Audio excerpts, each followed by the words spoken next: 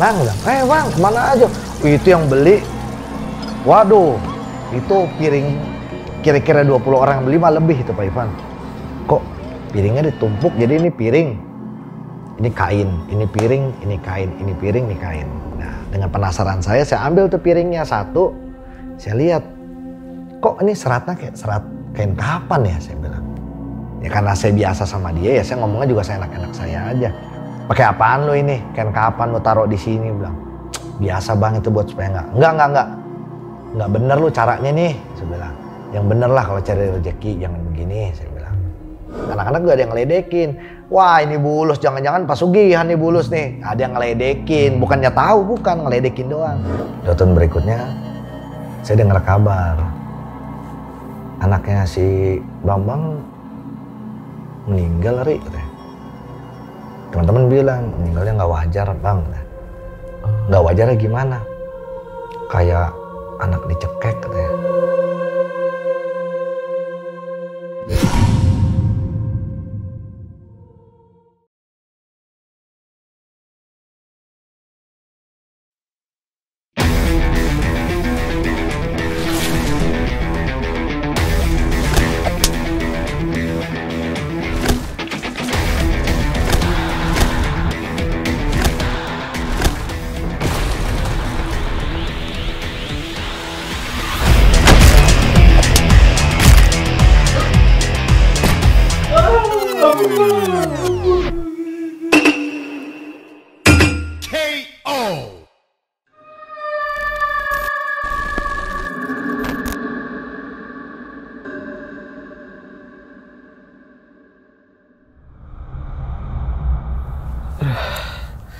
Aduh guys, salah cari lawan gue malam ini. Nah jadi malam ini kita kedatangan salah satu coach silat di suatu klub besar di Indonesia. Langsung aja kita sapa ya. Selamat malam.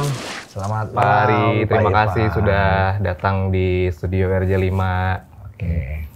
Jadi udah berapa lama nih menggeluti dunia persilatan Indonesia? Oke, kalau di dunia silat atau dunia bela diri, saya itu dari kelas 6 SD ya sudah mulai bergelut di bidang bela diri. Salah satunya itu di pencaksilat. Di pencaksilat itu khususnya saya dari silat itu yang saya sukai itu dari fighternya, Pak Ivan. Tadi jago banget ya? Kalau jago banget sih nggak, cuman lebih beruntung aja Pak Ivan. Beruntung. Iya. Tadi Pak Ivan katanya ada lawan tadi. Hah? Terus lawannya salah lawan bagaimana itu Pak Ivan? Salah lawan, terlalu jago lawan. Aduh, nanti saya ajarin Pak Ivan. Oh nanti begitu ya? gampang itu mah. Nanti Abis saya ini ajarin. ya? Siap, Abis ini ya, Pak? siap. Kita masuk ke sininya dia, putar balik begini. Ya, ini tangan kirinya dorong ke sini. Turunnya kita. Nah, ini begini. Nah, dengar-dengar punya klub silat juga ya sekarang ya? Ya, ada klub silat. Sekarang saya itu salah satu bikin klub silat. Akademi Deluxe Academy namanya. Deluxe Academy itu bikin anak-anak kita menjadi seorang atlet. Jadi di situ itu kalau ibarat sekolah mah di silat itu ada perguruan, dan di sini kita ndiriinnya itu khusus untuk menjadikan seorang atlet. Dan alhamdulillah sudah melahirkan banyak atlet. Berarti buat tanding nasional ya? Betul, buat tanding nasional. Udah banyak muridnya, Pak? Alhamdulillah itu udah lebih dari 80, Pak. Masya Allah. Yang udah luar biasa. Yang udah netes atau yang udah berhasil itu kurang lebih hampir 30%. 30%. Yang lain masih proses. Nah, di samping menjadi coach silat nih, ternyata aku denger-dengar Pak Eri punya pengalaman yang serem banget terkait dengan pesugihan. Boleh tahu nggak ceritanya, kisi-kisinya kayak gimana tuh? Oke. Jadi gini Pak Ivan, itu mah singkat cerita, saya punya temen deket di antara teman-teman yang lain. Itu awalnya itu dia kan terbentur dengan kondisi ekonomi. Jadi dia ngeluh dengan saya, cerita dengan saya, curhat dengan saya, ya saya cuma bisa kasihnya solusinya doa dan ikhtiar. Tapi dia minta jalur singkat, ya saya bilang nggak ada. Cari jalurnya harus yang benar-benar doa dan ikhtiar. Udah hanya itu aja, saya bilang. Ya gitu deh Pak Ivan. Dia minta jalur singkat terus. Jadi setelah itu dia mencari jalan keluar dengan cara singkat dan melakukan perjanjian. Betul, tanpa sepengetahuan saya, gitu. Oke deh, ditahan dulu ya Pak Ari ceritanya. Siap, ya sih siap, bakal siap. seru banget nih guys. Oke deh, langsung aja berikut adalah ceritanya.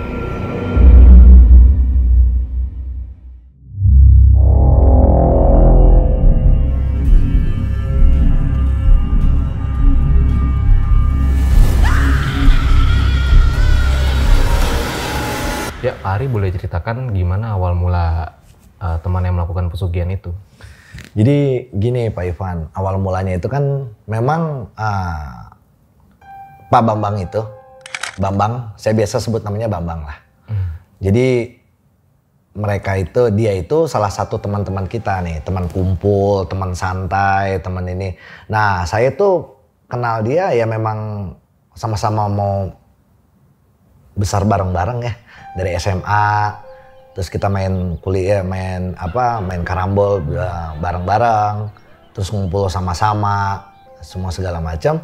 Nah, di tahun 2008 itu mulai tuh kita cari jalur masing-masing. Jalur masing-masing, ada yang udah kerja, ada yang kuliah, ada yang ini, termasuk saya pun sudah pindah ke tempat. Nah, yang namanya si Bambang ini pun udah hilang, entah kemana nih yang si Bambang. Nah, tahun 2010 saya kembali lagi ke tempat kami nongkrong tuh biasanya di pos ronda atau pangkalan ojek tuh. Di pos ronda biasa kita tuh main karambol, main gaple, biasa anak-anak muda dah ya. Nah, di situ adalah yang namanya si Bambang. Bambang itu teman dekat saya lah, lebih dekat dibandingkan teman-teman yang lain. Nah, si Bambang itu saya tanya, "Bang, sekarang di mana?" Saya bilang. "Ya, saya gini-gini aja, Ri. Ngojek, ya serabutan lah." "Oh gitu, bagus dong. Udah berkeluarga?" "Alhamdulillah, anak udah 3. "Banyak banget anak 3, saya bilang. "Iya, cuman begini-gini aja Bang, usahanya masih." "Oh ya sudahlah," saya bilang. "Rumah di mana Bang?" Saya bilang. "Ngontrak Bang," katanya, "di belakang suatu daerah di Bekasi." "Ngontrak?" "Oh ngontrak, boleh main?" "Boleh, main aja Bang." Saya main tuh. Ya memang hidupnya memang gak layak ya. Gak layak itu dalam arti tempat tinggalnya. Tempat tinggalnya itu hanya petakan, di situ tidur, di situ makan, di situ kumpul, di situ ya semuanya segala namanya petakan ya, Pak Ivan. Akhirnya oh gini, yaudah. Saya juga agak-agak gimana gitu yang ngelihatnya ya, teman lama. Terus ini kok kondisinya begini dibandingkan sama teman-teman yang lain. Serba kekurangan lah ya. Iya, dibandingkan teman-teman yang lain, dia itu jauh di bawah memang.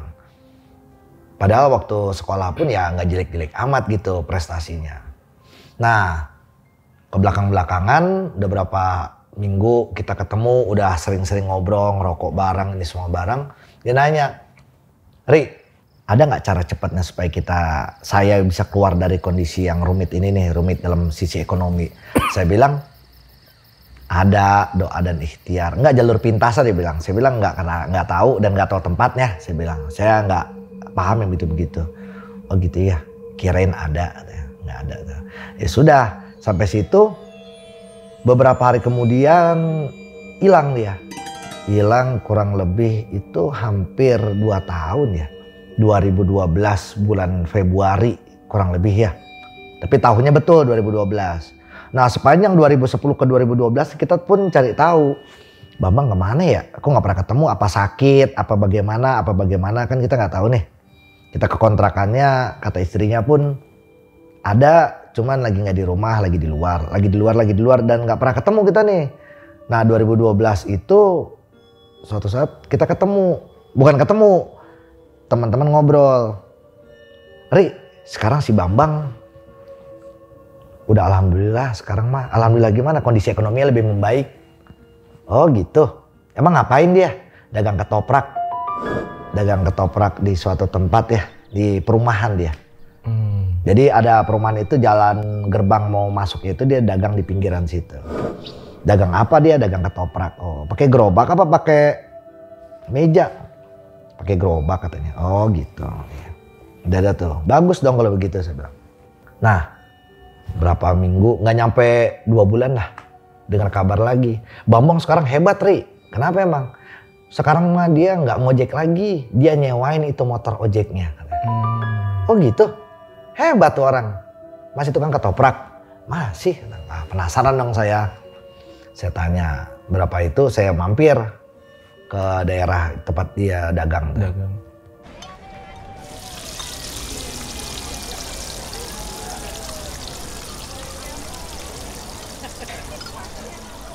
Assalamualaikum. Waalaikumsalam. Bang, gimana kabar? Sehat. Wah, dagang ketoprak sekarang. Iya. Lah lumayan deh bang katanya. Satu dah boleh dibikin sama dia. Nah, udah kondisinya udah agak-agak sepi, saya nanya. Makin bagus ini kondisi ekonomi. Iya kan kata abang doa sama ikhtiar bang. Yang penting mah kita mah istiqomah aja jalanin. Doa ikhtiar, oh gitu. Kan nyawain ojek juga motor. Iya bang beli motor second saya ojekin, saya mau sewain, saya sewain. Oh gitu, iya. Bagus ya kalau gitu. Istri masih sehat? Sehat. Tinggal di mana sekarang? Masih bang di kontrakan. Oh masih di kontrakan. Oh ya udah dah. Mampir bang? Enggak, saya bilang. Udah saya pulang deh tuh.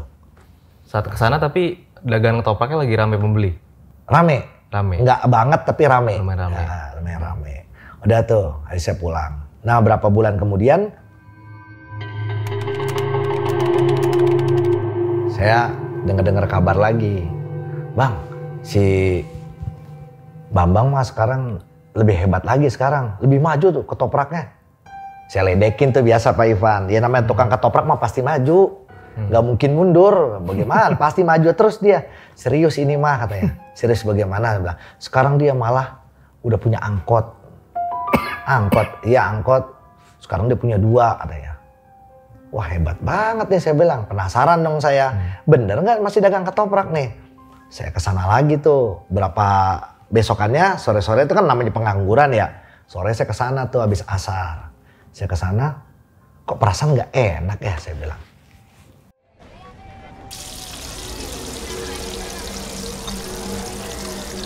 Sana, bener dia dagang. Bang, bang kemana aja? Itu yang beli. Waduh, itu piring kira-kira 20 orang yang beli mah lebih itu Pak Ivan. Wah luar biasa ini. Saya aneh dong masa ketoprak begini. Bukannya kita ngejelekin ya. Ketoprak begini tapi yang beli luar biasa. Sedangkan situ yang dagang pun banyak gitu loh. Bukan hanya dia. Pak Ari waktu itu pas nyobain emang enak ketoprak? Belum saya cobain. Baru saya lihat, luar biasa nih saya bilang. Bang, satu bang. Bilang. Oh iya, mau bentar ya lagi rame. Oh ya udah. Udah tuh saya liatin. Kok ya karena saya sedikit-sedikit agak-agak ngerasa kok aneh gitu ya. Dibikinin sama dia, piring ngambil dari bawah kolong. Kan normalnya piring mah kan naruhnya di keranjang-keranjang gitu ya Pak Ivan ya. Ini kok naruhnya di bawah kolong gitu ya. Habis dicuci kali tapi kok kering. Bang. Pedes apa enggak bang? Enggak, saya bilang. Dibikin sama dia. Pas saya rasain, duh, kok aneh ketoprak ini. Nah, udah tuh, nggak sempat saya telan tuh saya lepas. Udah aja saya buang ke pinggir trotoar tuh saya buang aja di situ. Anehnya gimana tuh Pak? Jadi rasanya itu kalau dibilang basi ya nggak basi, tapi itu dibumbuin cuman nggak ada rasa bumbunya. Jadi anta aja gitu kayak makan bubur nggak dikasih kecap nggak dikasih apa-apa. Plain gitu ya? Iya jadi hambar rasanya. Udah ada tuh. Kok begini ya? Tapi orang ngantri luar biasa gitu ya. Udah ada tuh. Udah agak-agak sepi, udah mau maghrib. Saya bilang, bang. Hebat ente tukang ketoprak bisa begini. Iya bang. Udah tuh. Saya longok-longok gini. Kok ngambilnya di bawah kolong ya sih. Ngapain bang? Enggak. Ini saya mau lihat-lihat piring ya bang. Saya penasaran nih Pak Ivan. Akhirnya saya lihat tuh di bawah gerobaknya tempat dia tadi ngambilin piring. Kok aneh naruh piringnya kok di bawah gerobak. Normal kan orang ada rak-raknya gitu ya Pak Ivan ya. Di bawah gerobak. Akhirnya saya lihat. Bang lu naruh piring di sini. Oh bang jangan bang jangan. Enggak saya bantuin doang biar jangan. Biar saya aja, biar gua aja katanya. Ya udah, saya bilang. Saya liatin. Saya kan kepo nih orangnya nih. Kok aneh gitu loh. Hebat loh tukang ketoprak bisa begini, hebat saya bilang. Dan dia ngelayanin sendiri ya? Dan dia ngelayanin sendiri. Itu yang makan juga kayak orang ya nunggu pengennya pengen duluan, pengennya ini dah. Nah, terus pas dia ngambil air yang buat cucian piring, saya lihat piringnya. Kok piringnya ditumpuk jadi ini piring. Ini kain, ini piring, ini kain, ini piring, ini kain. Nah, dengan penasaran saya ambil tuh piringnya satu, yang sepaket nih, jadi piring, kain, sama piring, saya ambil. Saya taruh piringnya, saya lihat, kok ini seratnya kayak serat kain kapan ya, saya bilang. Tapi bentuknya memang sudah dibentuk-bentuk begitu, Pak Ivan. Jadi pantatnya piring, emang udah dibunder-bunderin begitu, jadi udah dipotong sengaja gitu buat tatakan. Kok kain kapan ini ya? Udah tuh. Pas dia balik, bang ngapain? Ya karena saya biasa sama dia ya saya ngomongnya juga saya enak-enak saya aja. Pakai apaan lo ini? Kain kapan lo taruh di sini? Bilang, biasa bang itu buat supaya nggak bener lo caranya nih. Saya bilang, yang bener lah kalau cari rezeki jangan begini. Saya bilang, ini cuman kain kapan aja bang buat tatakan supaya nggak beradu. Nggak, gua nggak yakin. Gua bilang, yang benar. Nanti kalau misalnya lo begitu terus kasihan anak istri lo. Saya bilang, iya bang, ya bang. Udahlah jangan main beginian lah. Berarti lo bohong selama ini doa sama ikhtiar. Ternyata lo masih cari jalur cepat nih gue yakin gue bilang. Jadi di situ dia ngaku? Belum ngaku dia. Iya bang cuma iya doang. Akhirnya saya piringnya dibenahin sama dia taruh dalam gerobak. Gue ikut ya ke rumahnya. Gak usah bang, ini saya harus benahin yang ini bikin bumbu dah. Oh ya udah. Saya balik tuh udah menjelang habis. Udah mau isya lah 7 kurang seperempat itu udah mau isya. Allahu Akbar, Allahu Akbar. Allah. Udah tuh sampai rumah penasaran saya. Ini istilah kenapa saya penasaran bukannya pengen kepo, bukan. Itu teman dekat saya gitu loh. Kalau dia kenapa-napa istilahnya saya tahu loh ini salah kenapa saya nggak benahin gitu loh. Kecuali saya nggak ngerti kan gitu ya. Akhirnya hari berikutnya saya ketemu istrinya. Pas papasan gitu, saya manggil kan Neng. Neng, kemana Neng? Bilang, ini bang habis dari warung. Oh. Yang tadi istrinya itu ya istilahnya maaf ya kurang pakaiannya kurang layak lah dilihatnya, kurang enak gitu loh sebelumnya. Pas kemarin waktu saya lihat, wih kok beda, ada lipstik merah-merahnya. Terus saya ledekin, itu bibir nambah merah itu Neng. Bilang udah hebat tuh sekarang bisa beli lipstik. Saya bilang, iya bang alhamdulillah. Laki saya usahanya maju. Oh, emang dagang apa Neng? Ketoprak. Pura-pura nggak tahu saya. Dagang apa Neng? Ketoprak. Oh, gitu. Main bang ke rumah saya. Oh, masih ngontrak? Kontrak yang lama kan? Oh, enggak bang. Sekarang mah saya kontrakan kan waktu itu kan di belakang tuh bang. Nah terus agak kesana dikit itu blok itu rumah saya bang. Oh gitu. Ya nanti saya main lah Neng. Bilang. Udah tuh papasan. Udah tuh saya jalan. Ketemu yang teman-teman lain, dia pulang. Saya ngomong sama teman-teman, bener sih Bang udah beli rumah. Lah, lu baru tahu itu rumah luar biasa itu Bang, nggak pakai kredit, langsung dibeli itu rumah kampung ada. Rumah kampung ada bloknya, saya bilang. Maksudnya rumah di kampung, cuman itu kan dia di pinggiran kampung tuh Bang. Jadi ada bloknya dia, blok F paling ujungnya perumahan. Udah ada tuh, bilang kesana yuk. Enggak, gua takut. Takut kenapa? Kayaknya dia pakai yang aneh-aneh deh. Alah, saya bilang. Saya kepo nih waktu hari Sabtunya, saya kesana main ke rumah.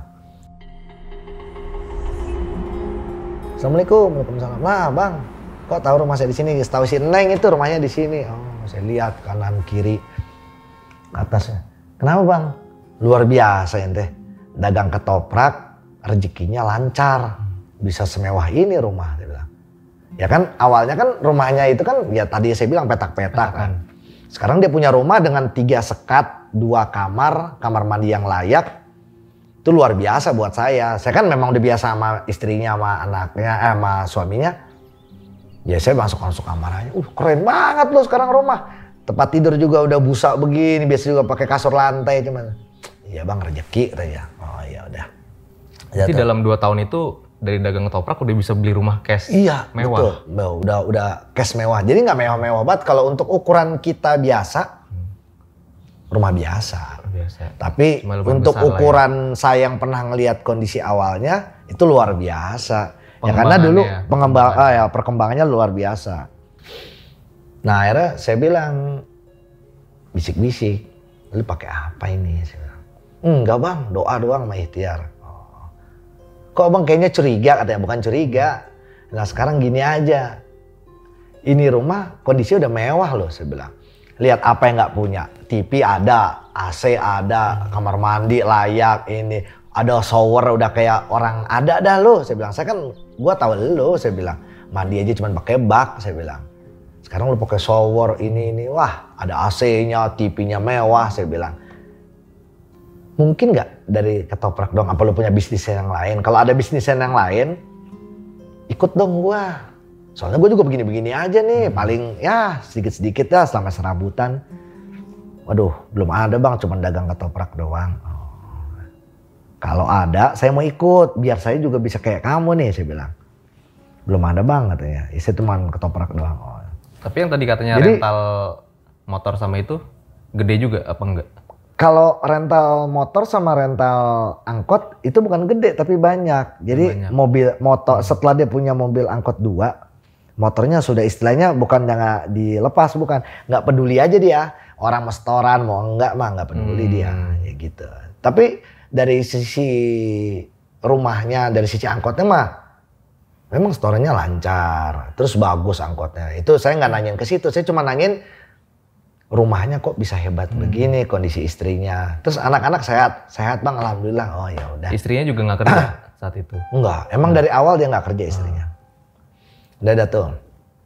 Nah, saya lihat kan di situ ada 2 kamar tidur, belakangnya ada kayak taman-taman, terus ada kolam, ya segede inilah kurang lebih nih, segini kolam gitu, kurang lebih 2 kali 2 lah gitu, 2 meter kali 2 meter. Ada kolam. Ini kolam apaan ini? Saya bilang. Iseng-iseng bang. Oh, ini apaan? Saya bilang. Bulus. Oh, bulus. Gede banget bulusnya. Saya bilang. Dari mana ini? Beli bang. Oh. Saya bilang beli. Beli di mana? Ya teman ada yang jual bang. Kayak kura-kura air itu ya? Bulus itu lebih ke arah yang bisa membesar. Iya yang gede. Iya. Kalau itu. Kalau kura-kura kan mungkin adiknya kali ya. Cuma kalau bulus itu yang saya lihat bulusnya putih. Dia totol-totol gitu ya. Wah luar biasa. Tapi ya karena mungkin saya sedikit ngerti yang gitu-gitu ya saya lihat bukan sehat nih bulus. Ada sesuatu nih bulusnya gitu. Tapi saya nggak nanya tuh. Pas saya keluar, saya nanya sama si Neng. Neng, ini laki lu beneran? Itu bulus yang di belakang bulus beneran? Iya bang. Orang saya ngelihat dia beli kok, pulangnya ke sini tuh bang, pakai ember gede, katanya. Taruh di belakang. Pertanyaan gua, itu bulus datang bikin kolam dulu, apa bulus datang baru bikin kolam? Saya bilang, bikin kolam dulu bang. Oh berarti ada niat dong. Nggak paham bang, dapat dari mana? Nggak tahu deh bang. Emang kenapa bang katanya? Saya bilang ya nggak kenapa-napa, cuman saya ada sedikit aneh. Rasanya kok beda ya, rasanya beda nih saya bilang. Ada yang janggal nih. Enggak. Nah lu sendiri gimana rasanya? Saya sendiri sih alhamdulillah bang, makan mah sekarang udah ini serba kecukupan, jadi saya nggak ada rasa apa-apa.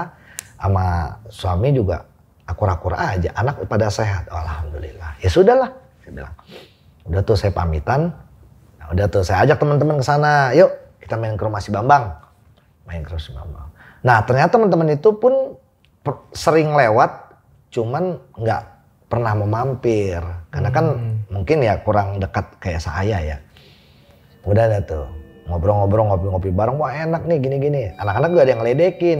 Wah ini bulus, jangan-jangan pasugihan nih bulus nih. Ada yang ngeledekin, bukannya tahu, bukan ngeledekin doang. Ini iya asal nyeletuk aja. Wah ini mah bulus pasugihan nih, jangan-jangan. Ada lu sembarangan lu ngomong.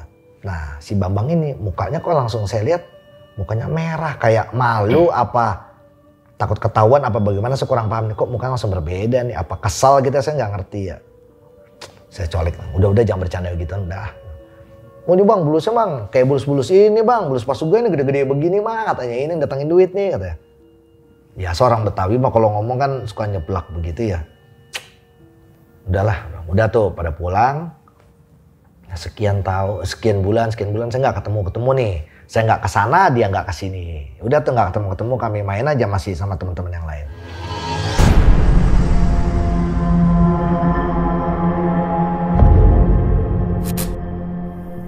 Buat kalian yang punya pengalaman horor nyata, bisa kirim cerita kalian ke email rj5 atau DM Instagram rj5.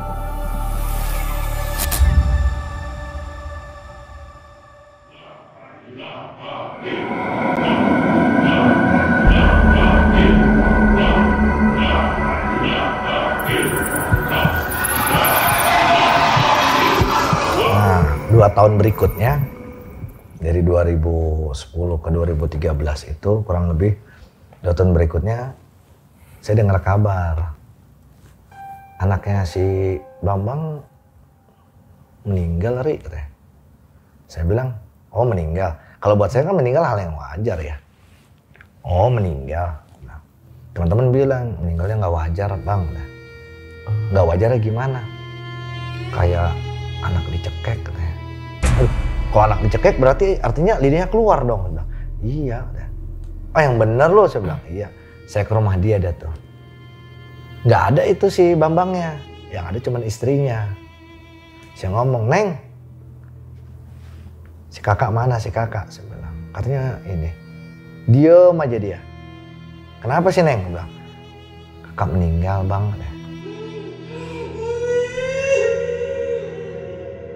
Oh, meninggal kenapa? Sakit panas, terus matanya ke atas. Sakit panas, matanya ke atas. Oke, terus emang panasnya berapa? Nggak sempat dibawa ke dokter Bang, cuman saya ukur pakai itu 3940. Ya nggak mungkin lah, saya bilang gitu. Itu 3940 paling step doang, saya bilang nggak mungkin lidahnya sampai keluar, saya bilang. Iya Bang, saya juga bingung. Nah terus dibawa ke dokter, apa hasilnya Neng? Ya kata dokter sarafnya, jadi langsung katanya mau putus. Ah ngaco aja, saya bilang, jangan begitulah, saya bilang. Jadi Saat jujur. itu anaknya umur? Masih SD kecil. kelas 4, kelas 5 lah. Yang paling Punya gede berapa itu. anak? 3. 3 anak. Ini yang Cewek, paling besar. cowok, cewek. Oh ini yang nomor 2. Nomor 1 dong. Nomor satu nih. Mulai nih. Mulai agak aneh. Saya bilang sama dia, nggak mungkin lah, saya bilang. Si abang mana? Saya bilang. Si Bambang. Oke, keluar Bang. Gue boleh ke belakang? Boleh Bang. Ada apaan? Kembali saya ke belakang tuh. Saya masih penasaran sama bulusnya. Saya liatin tuh bulus. Diem aja dia tutup mata ya. Saya ngomong sama si bininya. Neng, ini bulus bener dibeli sama si Bambang? Beli Bang, saya tahu. Harganya berapa? Harganya dia nggak mau kasih tahu. Oh ya sudah lah. Di mana dia beli? Nggak tahu Bang. Jawabannya sama. Dia nggak tahu. Terus harganya nggak tahu, belinya di mana juga dia nggak ngerti. Pokoknya ada aja judulnya di situ. Neng, kira-kira itu menurut lu nih, anehnya di mana anak lu? Jadi waktu dia dibawa ke rumah sakit, salah satu rumah sakit di Bekasi, kan nggak ada masalah nih, nggak ada yang salah dan nggak ada yang apa, cuma dikasih obat turun panas, udah dibawa pulang, dibawa pulang nggak ada masalah tuh di rumah sakit. Sehat dibawa pulang ke rumah. Nah tiba-tiba step lagi tuh matanya Bang, hitamnya ke atas. Nah itu nggak sempat dibawa, tiba-tiba ngejulur lidahnya kayak orang cekek gitu Bang. Itu depan mata saya sendiri loh Bang. Terus apa yang lo lakuin? Sudah baca ayat-ayat ini tetap nggak mempan, terus dia matanya berbalik ke atas, udah meninggal Bang. Saya hampir depresi juga Bang ya. Cuman ya kata suami saya memang itu takdirnya mungkin, namanya memang asbabum sababnya, jalurnya memang harus panas terus meninggal. Terus dari pemakaman mandiin juga nggak ada yang janggal. Oh iya benar. Udah tuh. Oh ya udah Nandeng. Saya turut berduka cita, habis itu saya ziarah biasa tebar bunga ini. Udah tuh saya balik. Selang 4 bulan. Yang kedua sama begitu juga. Cuman nggak panas, nggak apa. Awalnya dia ketakutan, takut. Terus teriak-teriak nggak jelas. Jadi kalau orang tidur tuh kayak orang apa sih namanya? Rep-repan ya, kayak orang rep-repan. Ketindian kayak ini. Si Neng itu istrinya si Bambang, nelpon Bang, anak saya yang nomor 2 kok rep-repan mulu ya. Saya bilang, oh suruh wudhu lah, wudhu. Kalau mau tidur wudhu, terus doa. Udah Bang katanya. Mana Bambang? Bambang masih di luar. Soal laki saya masih di luar Bang. Kok nggak balik-baliknya di luar mulu kalau gua tanyain? Saya bilang. Dia bilang ya nggak tahu Bang katanya. Emang dia ada urusan katanya. Urusan di mana? Nah salah satu tempat daerah Jakarta. Dia bilang begitu. Oh ya sudahlah, saya bilang. Berarti bukan urusan dagang ketoprak? Bukan ada urusan ketoprak nih. Terus saya bilang. Masih jalan tapi? Terus saya tanya, lah terus ketoprak siapa yang jalanin Neng? Laki saya udah hampir 3 bulan nggak dagang ketoprak. Lah kenapa bangkrut? Justru selama dia nggak dagang duit banyak bang. Duitnya dari mana? Saya bilang. Nggak dagang duit banyak. Pokoknya di laci ketoprak itu ada aja terus duitnya bang. Kan nggak dagang. Gimana caranya? Ya itu kata suami saya yang udah kemarin dagang. Duitnya nggak usah diambil, taruh aja di situ katanya. Buat modal lagi. Tapi setiap saya lihat duit itu makin banyak. Katanya. Alah, ya sudahlah. Saya kan nggak ngelihat dia, saya anggapnya, ya sudahlah saya bilang. Karena saya nggak lihat gitu, saya anggap halu lah mungkin. Udah tuh, saya lihat anak nomor 2. Wah, ini kok kayak dikejar-kejar. Saya bilang, Neng, si abang ngelakuin apa sih? Coba jujur dah sama gua bilang. Ini kalau nggak jujur sama gua bingung jalannya mau kemana nih arahnya nih. Saya bilang. Ya selama ini yang saya tahu dagang ketoprak bang, selebihnya dia punya urusan di Jakarta. Sudah katanya. Ya udahlah. Nah, sekian bulan. Ada 4 bulan 5 bulanan.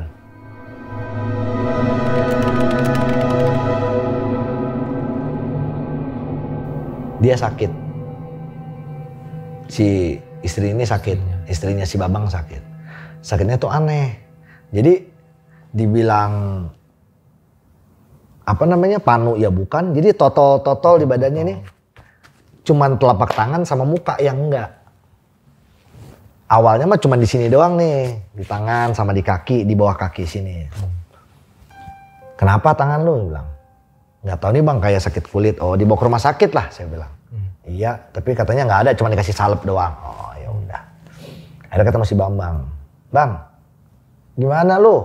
Dagang nggak ini? Oh ya masih bang, masih dagang. Katanya cuman agak-agak habis maghrib aja saya mah dagangnya. Oh, ya mungkin iya, karena saya datang ke situ sore kan belum jalan gerobaknya. Mungkin iya.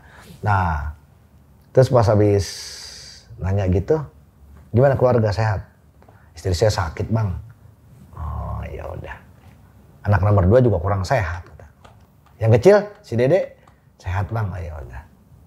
Udah tuh ngobrol, ngalor ngidul biasa dah tuh ya, bercanda. 2 hari setelah saya pulang dari rumah dia, ditelepon sama dia.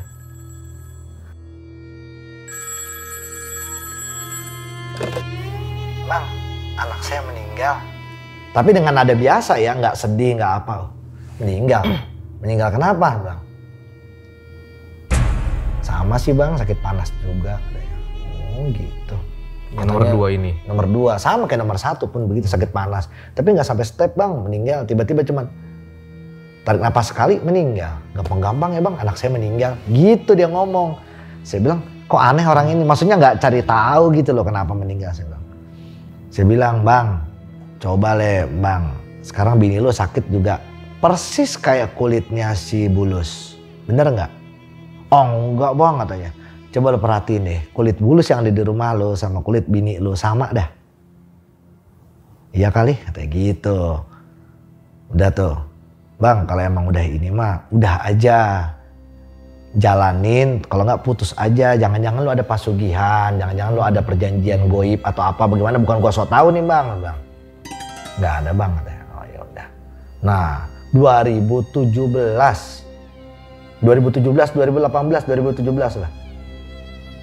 Nah istrinya itu mulai sakit lebih parah.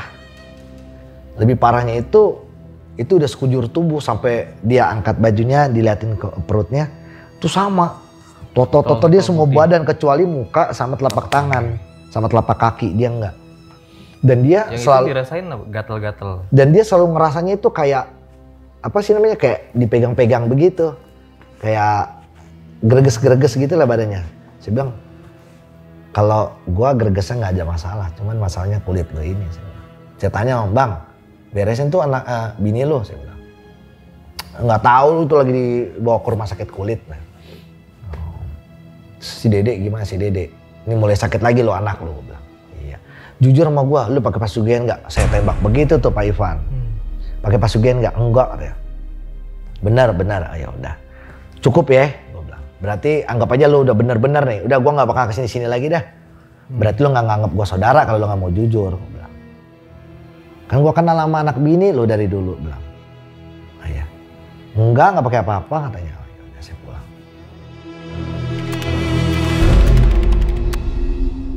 2019-an 2 tahun lagi. 2 tahun lagi, 2 tahun kurang, 2 tahun lebihan lah.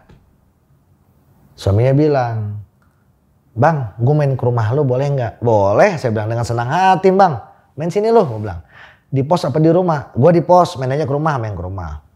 Kebetulan di rumah, datang ke rumah, ya saya kan punya tempat kecil lah buat kamar pribadi tuh. Dia ngobrol, "Kenapa lu tuh nyariin gue?" "Gini bang, saya mohon maaf," katanya. "Kenapa?" "Gue nggak jujur sama lu." "Nggak jujurnya?" "Anak pertama udah bang, anak kedua udah. Nah ini tinggal anak gue yang kecil, bini gue sama gue bang yang tersisa." "Maksudnya gimana?" "Ya bakal nasibnya akan sama deh." "Berarti bener dong dari awal lu kalau gue bilang pesugihan?" "Iya bang, makanya gue minta maaf duluan. Soalnya gue nggak jujur sama lu." "Oh gitu. Ya udahlah. Bang, kira-kira lu bisa nggak tolong bantu buat memutus ini pesugihan? Kira-kira lu ada nggak caranya?" katanya. Saya mah asal ngomong aja ya. "Itu mah gampang bang, kata. Gampang cara mutus pesugihan mah. Gimana caranya? Lu dulu orang susah nih. Terus sekarang lu jadi orang ada. Berani nggak lo dari 0 ketemu 0? Maksudnya gimana? Posisi lu sekarang di sini 0 nih. Setelah lu pakai pesugihan, posisi lu di 10 tingkatannya nih, kurvanya. Nah berani nggak lo yang 10 sampai 1 lu buang semua, lu kembali 0 ketemu 0. Berani nggak?" "Oh jangan bang, gue mau buang kemana? Ya lu jual-jual, kasih anak yatim, kasih masjid, kasih apa gitu istilahnya buat zakat, buat fitrah." Bang, "Nggak berani?" "Ya nggak bang, nggak ada cara lain." "Nggak," saya bilang gitu. Ya karena sudah kebangetan kesel dari awal nggak mau jujur ya. "Nggak ada," saya bilang. Dia tuh, "Oh nggak ada ya bang ya? Kali ya bang ada kenalan?" "Nggak ada," saya bilang. Dia pulang, nggak selang lama, nggak nyampe seminggu lah, saya dengar kabar anaknya mati. Tapi kecil. Matinya itu nggak panas, kelelep dalam ember. Ini kan anaknya masih umur masih usia di bawah-bawah setahunan nih, 1-2 tahun ke bawah lah, masih 2 tahun ke bawah, main-main di ember tuh, main yang kayak pancing-pancingan itu. Nah yang paling kecil ini nih. Yang paling kecil ini emang baru lahir di 2017, 2016. Pokoknya belum ada 2 tahun lah, masih kecil. Makanya saya seneng ngeliatnya, kenapa masih mau dipegang-pegang, masih mau digendong-gendong, masih kecil ya. Cewek lagi kan. Nah main kan normal kalau air segini mah kelelep pun ya istilahnya Allah alam ya, nggak mungkin mati, nggak mungkin tenggelam lah. Orang air cuman nggak nyampe sedengkul, main pancing-pancingan gitu. Terus saya bilang, "Matinya kenapa bang?" "Meninggalnya." "Panas lagi?" saya bilang gitu. "Enggak, kelelep." "Oh kelelep, emang main di bak?" "Enggak, main di ember." "Ah gila lu masih bisa kelelep, emang lu kemana?" saya bilang. "Saya di depan TV bang, anak saya main pancing-pancingan itu." Terus kepalanya jungkir ke dalam, mungkin ya ada ke dalam. Udah pas yang balik kok nggak ada suaranya ya, betulnya di dalam udah ngambang.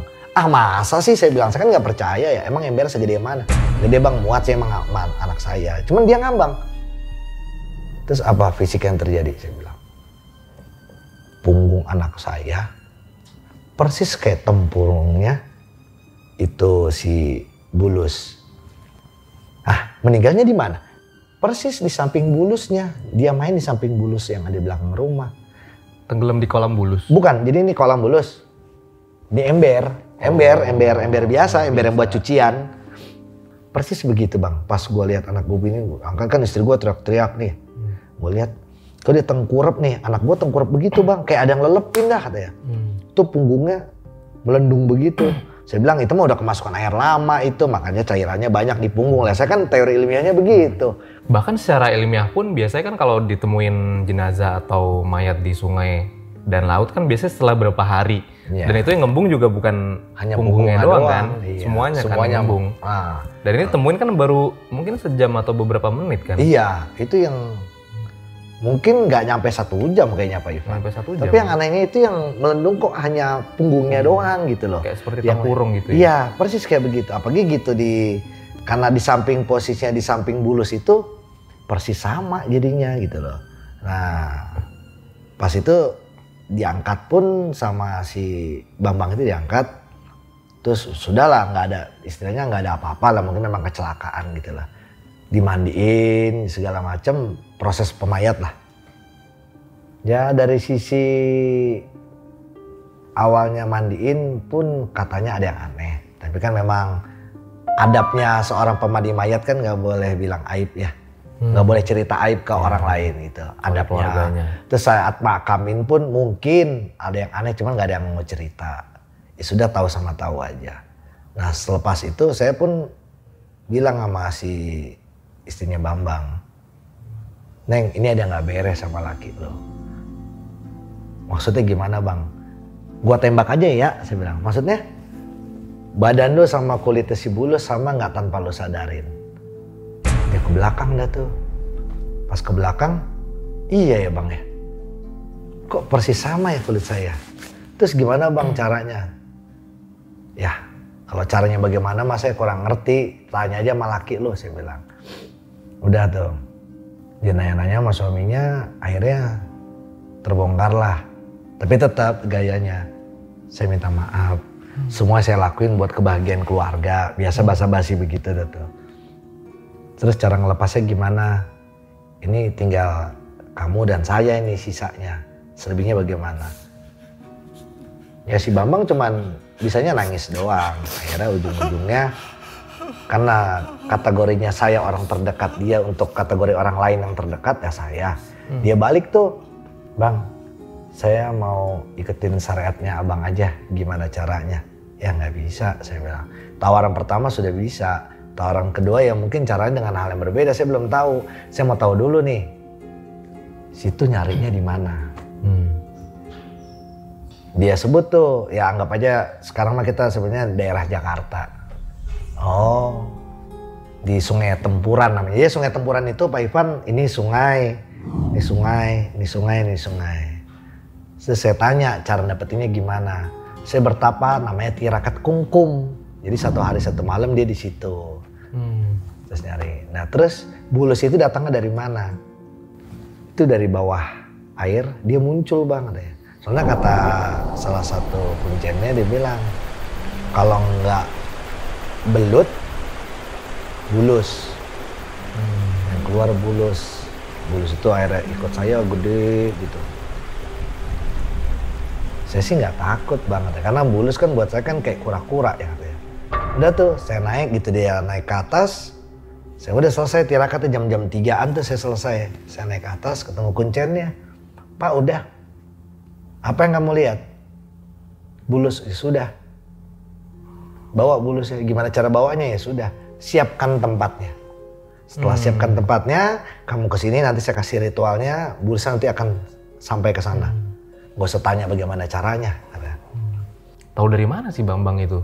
Apa tuh? Informasi tempatnya itu. Tempatnya itu. Kalau tempatnya posisinya, kenapa dia bisa tahu daerah situ itu ada tempat pesugihan? Karena itu umum sih. Jadi kalau orang-orang pemain, tukang-tukang ojek pun tahu. Tukang-tukang yang orang-orang situ sekitar tahu, oh daerah situ kayak gitu. Oh jadi rahasia umum ya? Jadi rahasia umum, cuman gini loh Pak Ivan. Kalau kita cerita, ini kan belum selesai nih, belum putus. Tapi kita cerita edukasi sedikit ya, ke knowledge kita. Jadi kita kalau namanya ke tempat yang sakral, ke tempat yang mau pasugihan, kita ketemu itu kuncen. Kuncen itu pun selalu kasih pilihan. Jangan, nanti kamu akan begini, begini, dan begini. Mendingan kamu jalurnya ini aja. Dikasih jalur yang bagus kok, kanan dan kiri. Kuncen tuh selalu bilang begitu. Soalnya kalau jalur kiri nggak bakal langgeng, nih bakal minta ini. Mendingan jalur kanan aja. Alon-alon asal kelakuan. Tapi namanya sifat manusia ya serakah, pengen cepet, instan, nggak mikirin namanya udah kepentok ya. Kebanyakan orang malah tetap jalur kiri, padahal udah kasih tahu bakal begini, bakal begitu, tetap jalur kiri. Jadi nggak bisa disalahkan orang itu kuncennya nih salahnya, enggak. Oh tempatnya pasugihan, enggak. Karena pada dasarnya yang sepengalaman saya ya, namanya tempat pasugihan tuh nggak ada. Yang ada itu orang yang halu buat nyari dan mempercayai keyakinannya kalau di situ bisa mendatangkan duit, datangin harta dengan cara yang aneh-aneh, pakai jin, setan atau segala macamnya. Pada dasarnya enggak. Banyak yang kayak di Alas Purwo, ada di Gunung Kawi, Itu enggak, itu hanya objek wisata tempat kita ziarah dan silaturahim. Nggak ada namanya tempat pasugian. Tergantung tujuan orang masing-masing. Betul, dan kuncen itu nggak pernah nyuruh dia buat pasugian di sana, nggak pernah. Beberapa tempat yang saya kunjungin nggak pernah kuncen itu mengarahkan kita untuk ke arah setan-setan pasugian. Paling ujung-ujungnya berbuat baik, ibadah, sering-sering beramal. Hanya itu kunciannya. Di sini hanya wasilah aja atau perantara. Paling gitu Pak Ivan. Nah, kembali lagi tadi ke tempat selanjutnya ke dia udah cerita, makanya saya bikin kolam. Oh, berarti lu bikin kolam dulu, udah ijab kabul di sana, kamu bikin kolam, baru bulusnya pindah ke sini. Iya, itu benar. Ini mumpung berdua nih hadir. Waktu itu perjanjiannya gimana sih? Saya bilang. Jadi perjanjian itu saya hanya boleh make itu kurang lebih maksimal 4 tahun, Bang. Setelah 4 tahun saya harus kembaliin itu bulus. Nah, terus kenapa lu nggak balikin? Sayang, Bang, ini bulus duduk aja menghasilkan uang. Nah, kalau menghasilkan uang berarti gini nih, lu kerja nggak gua kasih makan, mau nggak? Enggak. Nah, ini bulus lu suruh kerja kasarnya, lu kasih makannya bagaimana? Makannya darah, Bang. Darah apaan? Ya pokoknya darah dah. Terus lu cara dapetnya gimana? Ya sebisa-bisa saya, Bang, cari darahnya. Terus sekarang udah nggak bisa nyari darah, makanya anak istri lu diambil. Anak-anak lu diambil.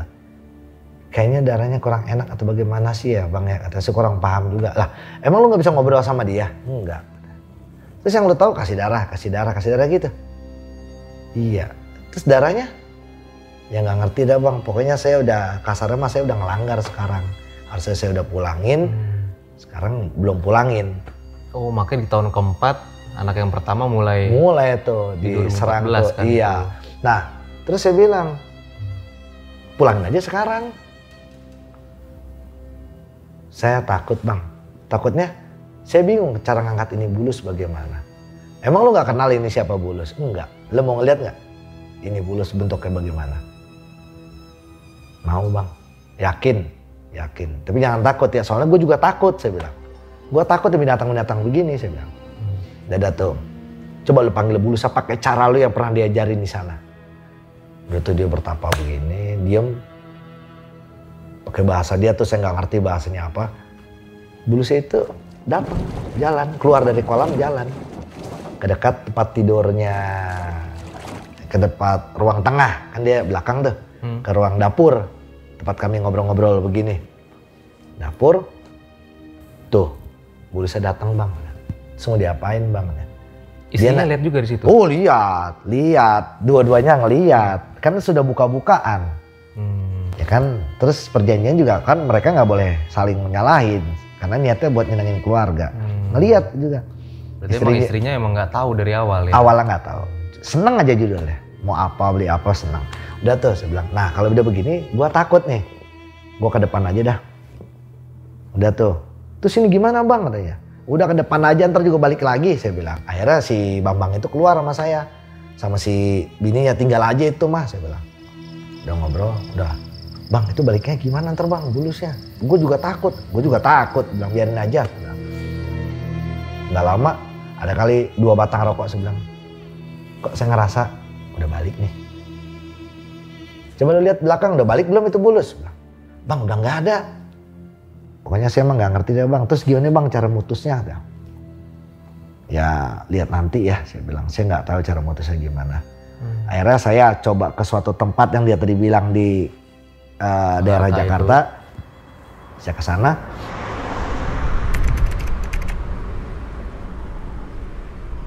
Saya cerita, teman saya si Bambang. Saya cerita dari awal, bla bla bla bla bla. Nah sekarang dia mau putus. Gimana caranya ya, Bang? Gini aja. Ntar gue kasih dah kunciannya, katanya. Tapi abang harus turun dulu ke kali itu, ke sungai itu. Ah, gue takut, tuh bilang. Enggak, gue awasin dari atas.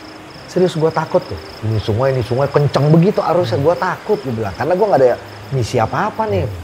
Gue tungguin di atas. Udah tuh, saya turun ke bawah. Dia dulu yang turun, dia turun ke bawah dengan bahasa dia naik, dia bang turun. Terus saya turun mau ngapain? Saya bilang, abang bilang aja yang namanya si Bambang mau putus itu pasugihan, tolong dibantu. Udah gitu doang. Iya. Terus muncul nggak sesuatu yang aneh-aneh? Enggak. Gue takut loh asli, gue bilang. Gue takut yang gini-begini, gue bilang. Iya deh. Gue tungguin di atas. Akhirnya saya ke situ nih. Jujur saya nggak fokus, ya, karena saya takut tiba-tiba ada apa-apa semuanya tengah malam jam 10 Pak Ivan, siapa yang nggak takut? Suaranya aja, suara airnya aja kita takut. Masa kita di dalam air kan takut saya. Udah tuh dengan ragu-ragu saya duduk, ya saya ngomong dengan bahasa saya, yang punya ini daerah, penghuni ini tempat, teman saya yang namanya Bambang mau diputus pasugihannya, tolong perjanjiannya dicabut. Kalau memang yang harus dilanggar, ya sudah, selesaikan saja. Saya ucapkan zohir kan gitu, jadi teman saya juga kuncinya denger gitu apa yang saya ucapin salah apa enggak gitu kan, takutnya salah. Udah tuh, udah habis itu saya naik. Gimana bang? Udah, betul nggak bahasa saya? Betul. Terus apa lagi yang saya lakuin? Ya udah, pulang aja ke rumah. Terus itu bulusnya gimana? Udah tenang aja katanya. Terus saya iniin katanya. Udah tuh, saya pulang ke rumah saya nih.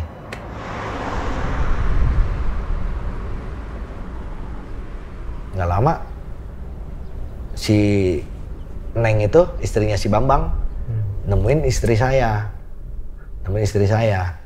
Bilang gini, Bu, si abang ada nggak? Ada apa? Nggak ada perlu. Oh, udah. Nggak lama, istri saya bilang, ya tadi ada yang mau nyari istrinya si Bambang. Oh iya. Saya samperin ke rumah. Kenapa Neng? Main ke rumah saya. Bilang istri saya nggak tahu menau nih. Saya bilang, enggak bang. Si abang sekarang dikejar-kejar terus katanya. Kejar-kejar terus gimana? Kejar-kejar sama orang gede, kejar-kejar dia. Pokoknya dia kabur mulu dah. Terus gini bang katanya. Anak saya yang kecil, yang kemarin matinya ditenggelam itu,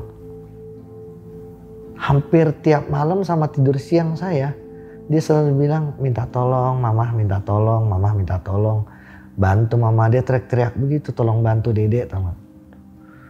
Dia cerita begitu ya, saya juga ya Allah.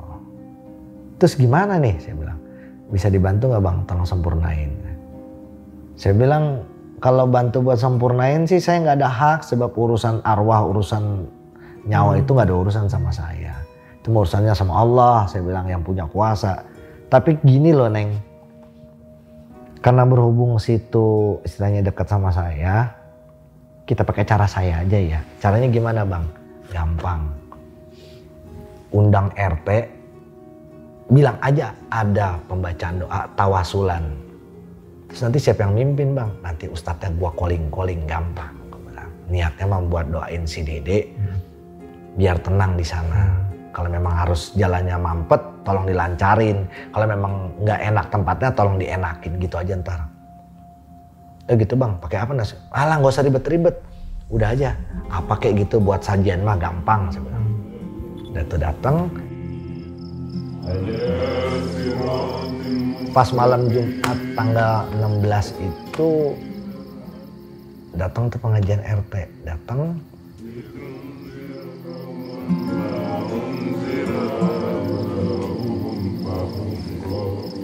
Udah selesai. Bang terus apalagi bang caranya supaya saya nggak mimpi-mimpi? Saya juga nggak ngerti Neng, tapi rasain aja setelah kita ngelakukan ini hasilnya bagaimana. Pentingnya sudah ikhtiar. Sebab saya kan nggak ada urusan dengan ruh atau nyawa, saya nggak ada urusan. Yang penting saya mau buka kunciannya, caranya begini saya bilang. Oh gitu bang, udah ada tuh, udah selesai. Besok-besokannya saya nggak tanya-tanya lagi nih. Saya nggak tanya, ketemu pun biasa saja. Berarti kan anggapan saya yang si Dede itu, anak yang paling kecil itu udah nggak datang-datang lagi karena dia nggak ada komplainan kan. Oh berarti sudah aman saya bilang. Akhirnya, laki lo gimana? Ya masih sakit-sakitan aja bang begitu. Oh ya udah, tenang aja saya bilang. Nah pas sudah begitu, hampir sebulan lah dia sakit tuh aneh jadinya Pak. Jadi kalau sakit itu ngerenggang-ngerenggang kayak gimana gitu ya, kayak kayak apa ngulet gitu. Aduh kakinya pun begitu gitu bareng begitu kalau sakit. Terus saya bilang lah sakit apaan gitu bawa ke dokter. Dokter geleng-geleng. Ikhtiarin ke Ustadz saya bilang. Terus bulusnya gimana bang? Udah biarin aja bulusnya di situ. Selang berapa hari heboh tuh kampung.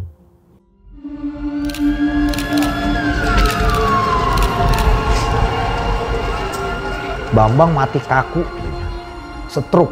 Di kamarnya? Enggak, bukan di kamar. Di pinggiran kolam. Kolam bulus? Kolam bulus.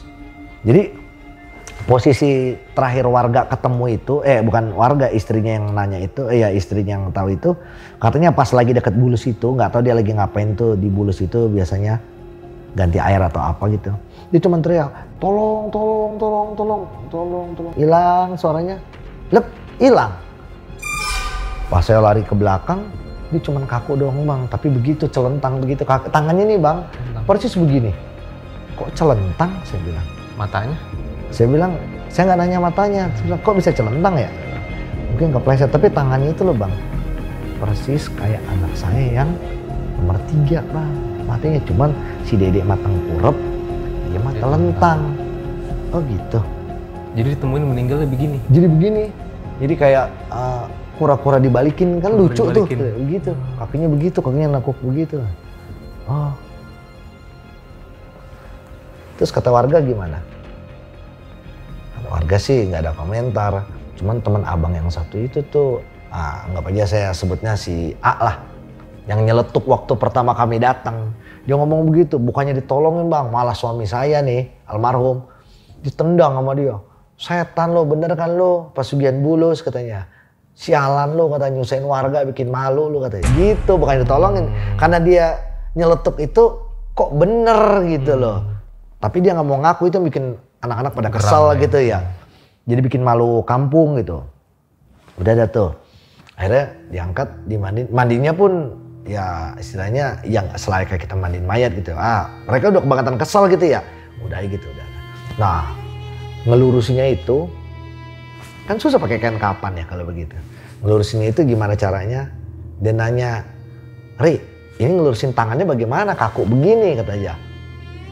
Matanya mah ketutup, kaki sama tangannya kaku. Lah kain kapan nggak bisa masuk lah, masukin ke liang bagaimana kata. Berarti pas dimandiin juga masih. Betul, masih begitu, masih begitu terus. Gak bisa. Nggak bisa, makanya pada bingung ini gimana balikinnya. Gimana ya caranya ya saya bilang. Saya juga bingung ya saya bilang. Saya giniin, balik lagi. Saya giniin, balik lagi. Kalau ini dipaksa, bisa nggak? Bisa. Cuma nggak bisa turun bang, nyangkut. Gimana caranya ya? Saya pernah tahu ada tekniknya. Jadi dibelek. Jadi persendian ini dilukain sedikit. Sendian dilukain sedikit, sendian dilukain sedikit. Biar lemas ya? Biar lemas. Terus dipencet begini, itu keluar cairan. Kan badan kita ini banyak cairannya, keluar cairan. Nah itu perlahan mulai mau tuh. Nah, kata anak-anak, oh berarti ini ya cairannya banyak nih. Udah pada di black tuh. Udah keluar, udah tuh, udah lurus, baru diikat. Jadi diikatnya itu sebelum dikapanin, kita ikat dulu pakai ini, pakai kain terus kita ikat pakai tali rapia biar dia nggak lepas. Pakai tali kapan itu. Yang kain baru ditekukin begini baru diikat. Alhamdulillah ada tuh lancar. Nah pemakaman pun nggak ada masalah. Nah PR-nya itu bulus masih di situ. Itu istri juga jadi masih totol. Iya. Nah ini solusinya apa? Saya bilang pas 2020 itu saya bilang, Neng, kalau udah kondisi begini lo mau bagaimana? Gue mau sembuh bang, gue mau cari lagi laki-laki, gue mau balik lagi ke daerah Jawa Barat katanya. Oh gitu. Gimana bang cara sembuhnya? Kan udah gue bilang dari awal sama laki lo. 0 ketemu 0 berani nggak? Minus gue berani bang katanya. Jual semua. Kami jual ya tuh. Rumahnya jual rumah, jual apa, ini semua gerobak dikasihin ke orang itu. Dia santunan yatim piatu itu hampir 300 juta. Santunan yatim piatu itu daerah Jawa Barat, Bekasi ujung, Bekasi Utara. Bang terus gimana bang? Gampang minta air sama itu anak-anak yatim, minta doain. Terus gimana bang? Udah Tanyain ustadznya, Pak Kiai ini airnya buat ngobatin si ibu yang donatur buat dia. Oh itu dimasukin ini, terus dikasih daun pandan, udah termandiin aja insya Allah dah. Terus dibantu sama dia doanya segala macem. Udah bang, gimana nih? Udah mandiin aja Neng di rumah. Gitu dia mandiin, dia ngomong bang belum hilang juga bang, belum ada perubahan. Oh iya nggak apa-apa, tidur aja Neng. Ya deh bang, tidur aja. Terus ini hilang nggak bang? Hilang insya Allah, udah tidur aja. Telepon dong saya ke Pak Kiai, itu ada komplainan. Kata si ibu yang kemarin belum totalnya belum hilang, insya Allah hilang. Paginya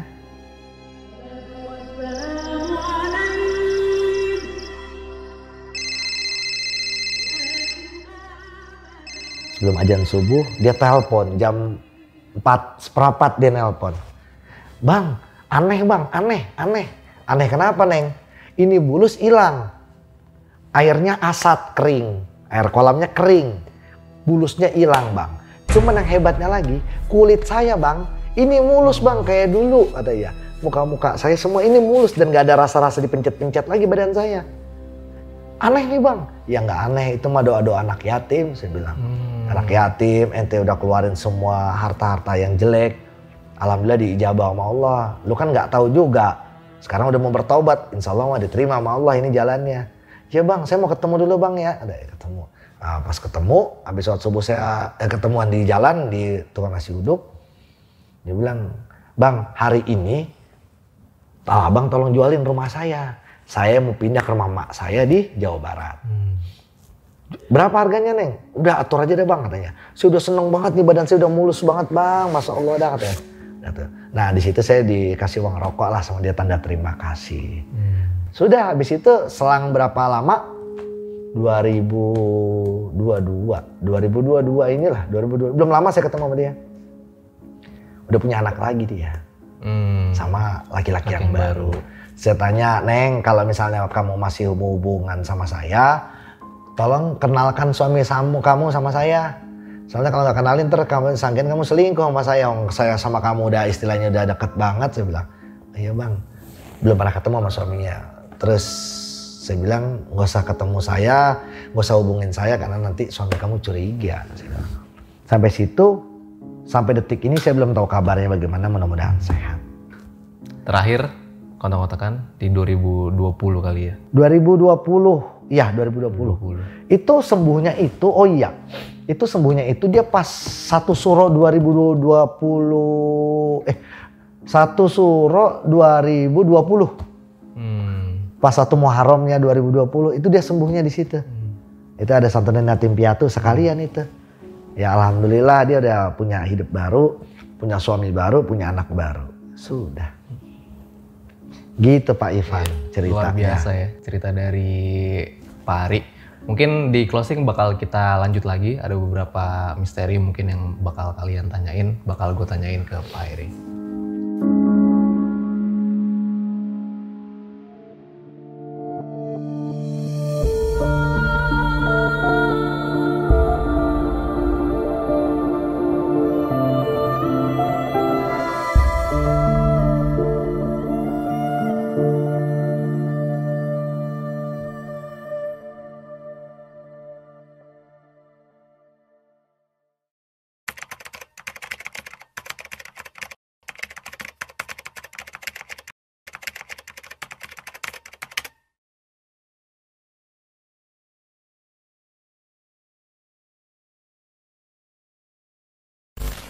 Itu dia guys, pengalaman yang luar biasa banget dari kisahnya Pak Ari, di mana ada sebuah ironi dalam suatu keluarga di mana ayah atau sang pencari nafkah yang ingin membahagiakan keluarganya, tetapi pada saat itu dia dilanda dengan ekonomi yang ketidakcukupan, tetapi sayangnya dia berikhtiar dengan jalur yang salah ya. Betul. Gitu Pak Ari ya.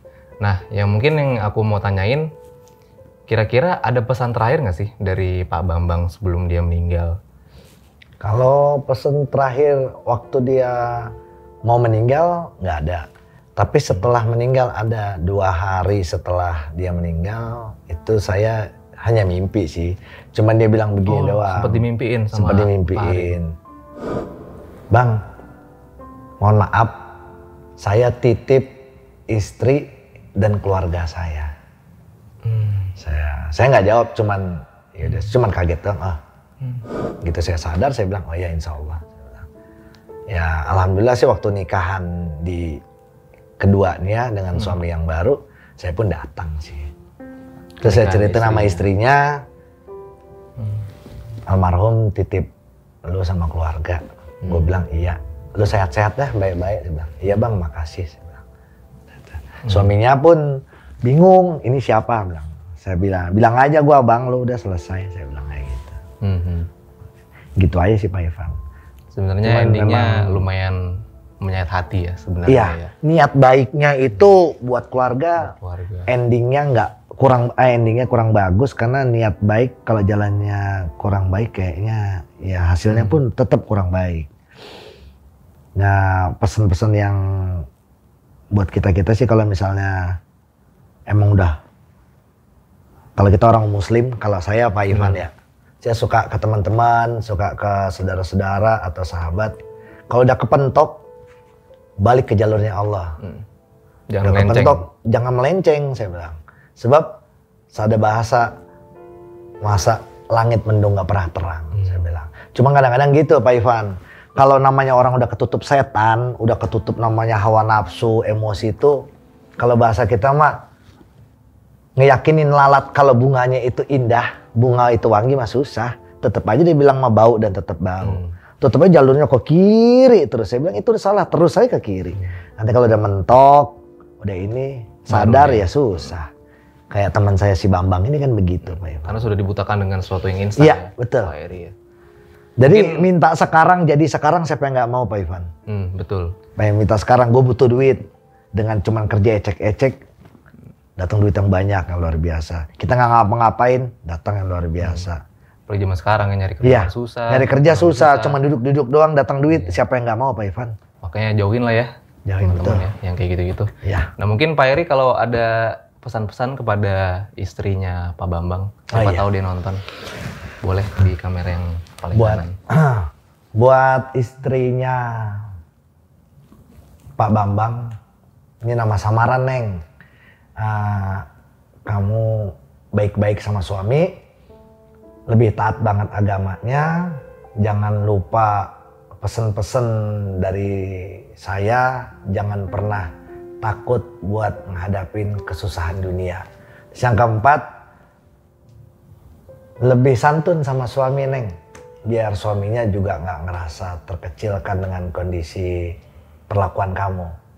Gitu aja Neng ya, mohon maaf kalau salah-salah kata Neng.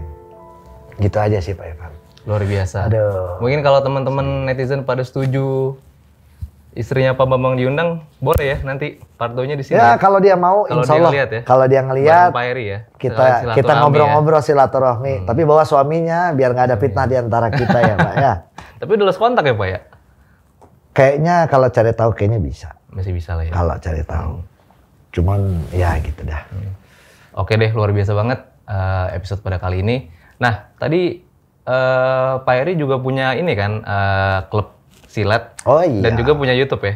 Iya. Boleh iya, silakan iya, kalau iya. mau dipromoin nggak? Aduh, ini Lagi alhamdulillah open ini dari kita bikin podcast, kita kasih knowledge, kita kasih informasi kepada teman-teman netizen. Di sini kami, saya pribadi juga punya namanya akademi yang tadi itu Pak Ivan, akademi yang menjadikan anak-anak kita menjadi jalur jadi seorang atlet pencaksilat. Itu kita namain Deluxe Academy. Oke. Deluxe Academy, di situ kita mendidik, kita tempa, kita ajarkan bagaimana anak-anak kita menjadi seorang atlet yang baik dan benar dan bisa menjadi berprestasi. Luar biasa. Nantinya tuh hebatnya, nanti kalau jalur prestasi itu Pak Ivan bisa dipakai juga, misalnya mau masuk SMA prestasi, SMA dengan jalur prestasi, SMP dengan jalur prestasi itu kita bisa pakai, dan sertifikat kita itu juga sudah diakui dengan IPSI, Ikatan Pencaksilat seluruh Indonesia. Alhamdulillah. Luar biasa. Udah legal lah. Jadi kita bisa didik anak-anak kita jadi seorang atlet yang berprestasi dengan sertifikat, juga mendukung buat prestasi dia dalam pendidikan. Gitu Pak Ivan. Luar biasa. Semoga klub silatnya makin maju dan sukses. Terima Selalu kasih ya, doanya. Pak Ari. Dan juga ada YouTube-nya nanti kita taruh di deskripsi ya. Oke, YouTube-nya dari nanti kita ini. Pak Ari. Oke deh, paling terima kasih banyak atas Sama-sama. waktunya Pak Ari. Pak Ivan, Pak Ivan sehat-sehat selalu. Pak Ari juga. Siap, terima kasih. Semoga lancar-lancar semuanya ya. Amin. Ambil baiknya, buang buruknya dengan adanya cerita-cerita seperti ini. Jangan malah membuat kalian takut. Tapi kalian harus makin yakin dengan kebesarannya. Gua Ivan Haryo, Pak Heri, RJ5, undur diri. Ciao.